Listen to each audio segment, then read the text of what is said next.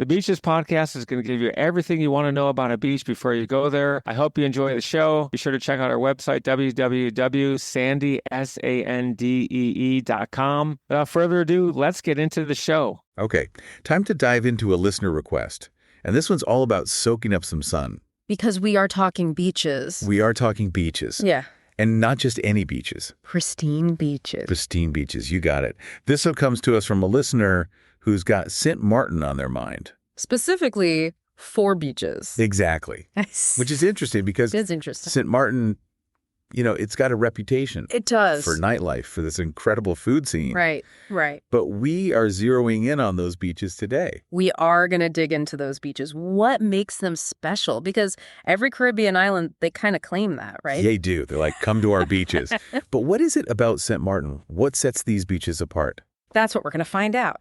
So before we get into specific beaches, when you picture yourself, like your perfect beach day, what's the vibe? Oh, that's a good question. Right. Because, some people, it's like, are you looking for a party? Yeah, are we talking like beach bars, music, people everywhere? Volleyball nets, that whole scene. Or is it? Yeah. Are we talking secluded? The secluded cove, nobody around for miles. Just you, the sand, the water. Exactly. Because that really, even before we get into Pristine, that helps us narrow it down, right? Totally.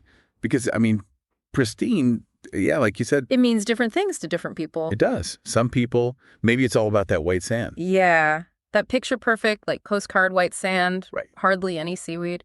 That could be somebody's Pristine. And then someone else, maybe it's all about the water. Crystal clear. The clarity, that you can just see straight down, see the fish swimming. Yeah. That, to them, that's pristine. Exactly. And St. Martin, I think that's part of its appeal, is it does offer both ends of that spectrum. It does. Really. Yeah. Which is, I think, really cool. It is cool. And it's worth pointing out, too, for anybody who hasn't been. Yeah. Right. We're talking about an island here that's actually divided Yes. into 2 different sides. 2 distinct sides. You've got the Dutch side, St. Martin. Right. And you've got the French side, St. Martin. Right. And so that kind of plays into it as well, right? It does. It influences everything. Yeah. The language, the culture, even the vibe of those beaches can be different. Absolutely. Yeah. So I think that's a really good kind of foundation to have as we kind of go into some of these beaches. Dive in a little deeper. Exactly. Yeah. So, okay, our listener, again, they're looking for that pristine beach experience. They are. So let's each pick a spot that we think embodies that word, but maybe, like you said, through different lenses. I love it. So I'm partial to those calm, clear waters. I'm a bit of a scaredy cat when it comes to like big waves. Right. So I like it when it's like nice and tranquil. And for that, I got to go with Mullet Bay. Mullet Bay. I've heard it's incredible. It's known for its calm waters. It's got, it's kind of protected by a reef.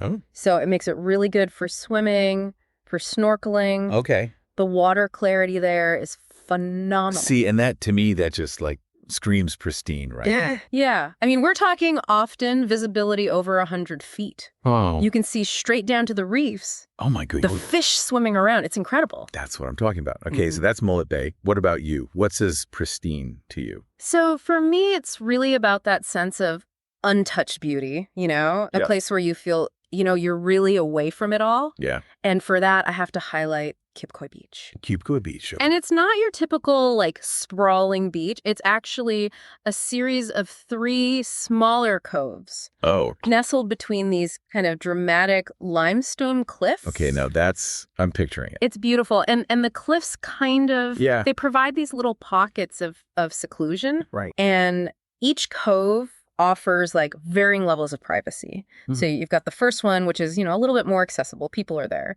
But as you kind of venture further down to that third cove, oftentimes you're practically deserted. Wow. It's like you've stumbled on your own little slice of paradise.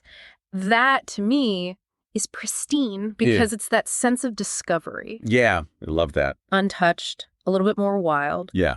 Wow. I mean, okay, both incredible choices, Right. but like completely different vibes. Completely. Right. Yeah. And I think that's, again, what makes St. Martin so cool is that you can have that. Yeah. You can have that really secluded experience, or you can have that, classic beach party, whatever you're looking for.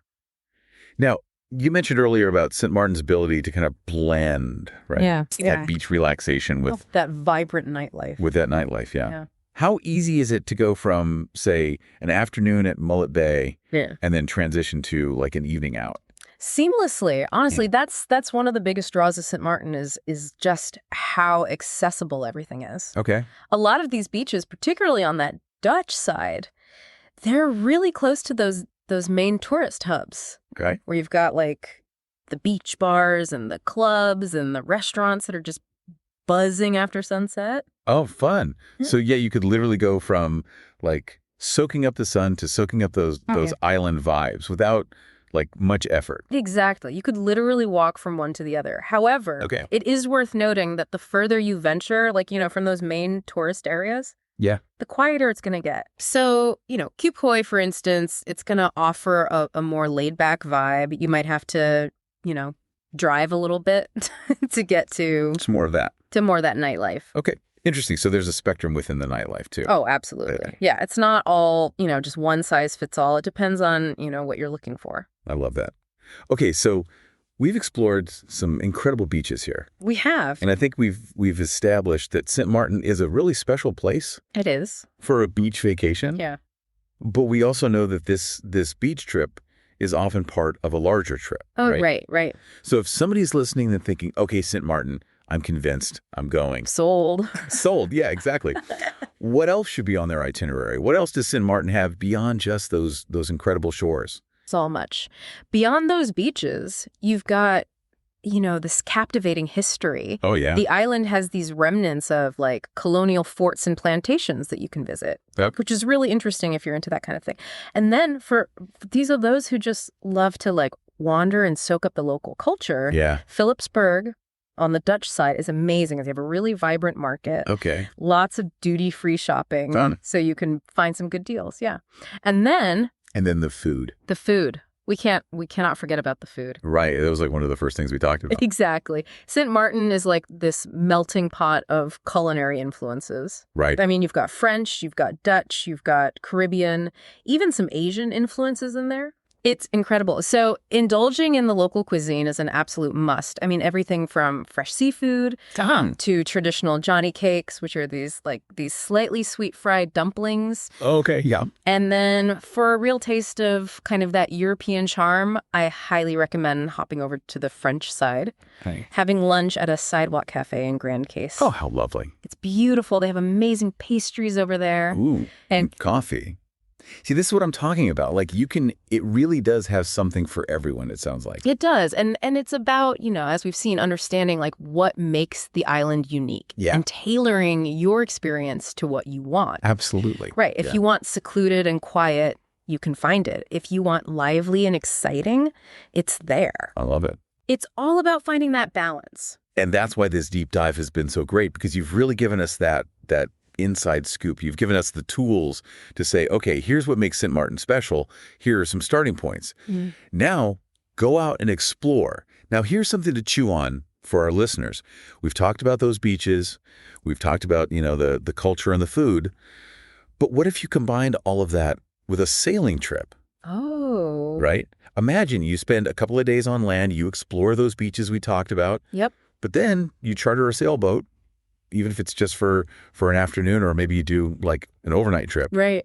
And you get to see those beaches, those pristine beaches from the water. From the water, yeah. You drop anchor in a secluded cove. Maybe you do some snorkeling, some diving. You get to see maybe even neighboring islands. That, to me, just sounds like the ultimate St. Martin adventure. The ultimate. And you might even find your own little pristine beach that nobody else knows about. Exactly. Oh, secret beach. I like the sound of that. Right. Yeah. So there you have it, listeners. Hopefully that gives you a little bit of inspiration to maybe add something extra special onto your St. Martin trip.